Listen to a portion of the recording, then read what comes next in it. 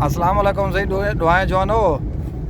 ये सही साढ़े इलाके दे वड्डे जिम्मेदार हैं। एक डॉक्टर साहब है, एक जड़ा ना ये बुजुर्ग है, ये जड़ा ना थारी दरी दा वड्डा जिम्मेदार है।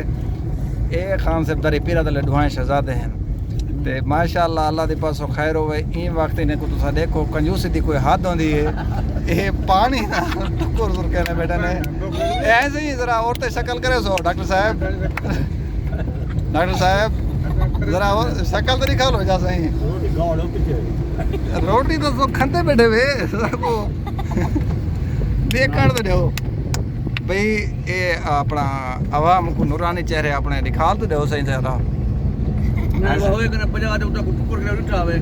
यार। टुकुर ना तो घर गिन ना सकते आवे कितना हाउ दा टुकुर मगलो तो हां तुझे कोई होटल दसरो सजले फकी गलत है 50 है जी है एक होटल दी तो ये उन्हें भी आर ये चाह पिलाई है पता नहीं था जी हां अगर आप रोटी चाहते हो दे ऐसे ही बुजुर्गो। अच्छा तो को भी तो घरों चाहिए हुआ था हैं घरों तो नहीं वे को सारा नहीं चाहिए हुआ तो वो नहीं ना दी थी। ए मार्का देखो पानी ना सुर कहने बैठे ने ए खाली मता ना खीर है। हां मैं अच्छा बिया पानी हो यार रे ए पानी न को यार ये वो ढक का एक ढक यार जल्दी जरा पानी मेरे पानी